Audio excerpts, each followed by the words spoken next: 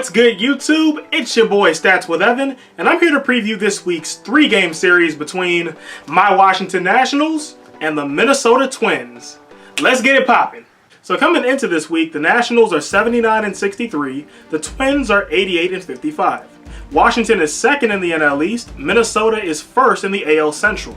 The Nats currently have the first wild card in the National League. The Twins are the 3 seed in the American League, so if the season ended today, Washington would play Chicago in the National League wild card game. Winner plays LA in the NLDS. Minnesota would play either New York or Houston because they're tied right now for the number 1 seed, and they play them in the ALDS. The Nationals are 9-5 in interleague play. The Twins are 7-10. In their last series, the Nationals lost 3 out of 4 in Atlanta. The Twins lost 2 out of 3 against the Indians. Here's what you need to know about the two teams going into this week. This is the only meeting this season between the Nationals and the Twins. The Nationals are 4-3 in American League ballparks this season. They have a series record of 1-0-2. They won 2 out of 3 in Detroit and split 2-game series in Chicago against the White Sox and Baltimore. The Twins set the MLB record for most home runs in a season that was set earlier last season by the Yankees. The Yankees only had the record for 1 year and the Twins just went and snatched it. The last time these two met, the Nationals swept a 3-game series against the Twins at Nationals Park in 2016. But that was a completely different Nats team. That was a completely different Twins team. The Nationals that year went on to win their first of back-to-back NL East championships, a feat they have not since repeated and are unlikely to repeat this year. And the Twins, let's just say that they weren't the 2019 Twins. And now let's talk starters. On Tuesday, the Nationals are sending out Anibal Sanchez. Sanchez is 8-7 with a 4.11 ERA. In his last start, he went 5 innings, gave up 8 hits, 7 runs, walked 3, struck out 2, and he got the loss as the Nationals lost to the Mets 8-4. The Twins are countering with Jose Berrios. Berrios is 11-8 with a 3.78 ERA. In his last start, he went 5 innings, gave up 8 hits, 6 runs, walked 3, struck out 6, and he took the L as the Twins lost 6-2 in Boston. On Wednesday, the Nationals are sending out Stephen Strasburg.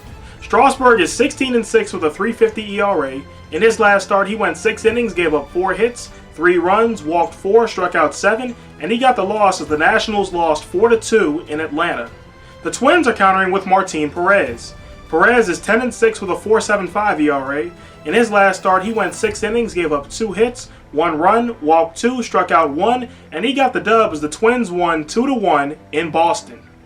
In the series finale on Thursday, the Nationals are throwing out Patrick Corbin. Corbin is 11-7 with a 3.16 ERA. In his last start, he went 5 innings, gave up 3 hits, 1 run, walked 6, struck out 9, and he got the loss as the Nationals lost 4-3 in Atlanta. For his opponent, the Twins are activating Kyle Gibson off the IL. Gibson is 13-6 for the season with a 4.58 ERA. In his last start, he went 5 innings, gave up 10 hits, 4 runs, walked nobody, struck out 5, but he got the dub as the Twins won 13-5 in Detroit on August 30th. So here's how the Nationals can win this series. The Washington Nationals are coming off a rough 4-game series as they essentially saw their chances to win the NL East vanish into thin air in Atlanta. Washington can still rebound and hold on to their first wildcard spot, but they have a tough week ahead of them with Minnesota and the Braves, 2 division leaders, looming in. For this series, they face a Minnesota Twins squad that has already broken the Major League record for home runs in a season, so Washington can win this series by using stellar pitching to keep Minnesota in the park. So that was how the Nationals can win this series, but now let's look at how the Twins can win it. After a scare about a month ago from Cleveland, the Minnesota Twins now seem to have regained distance in the American League Central Division, and now they look to put the division away as they play their final interleague series against the Washington Nationals. Minnesota brings the bomb squad along with a slept-on bullpen to Target Field as they close in on their first AL Central title since 2010.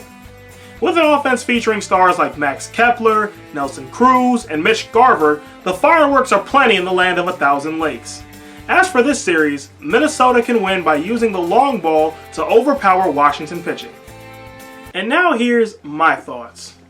This will be an entertaining series to be sure, as neither team has a shortage of power or talent in their batting lineup. It will be especially interesting watching one of baseball's best starting rotations in the Nationals go against one of the best offenses in baseball in the Twins. The only drawback is that Max Scherzer isn't going to pitch in this amazing series, and that's because his spot in the rotation doesn't come up. He will pitch again on Saturday against the Braves.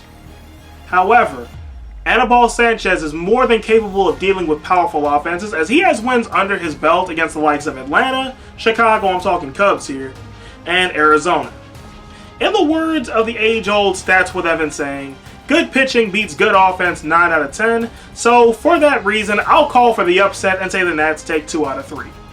So what y'all think? Who's taking this series? Is it the Nationals or the Twins? Let me know in the comments, and until next time, I'm Stats with Evan, and I hope you have a 100% day. See y'all later.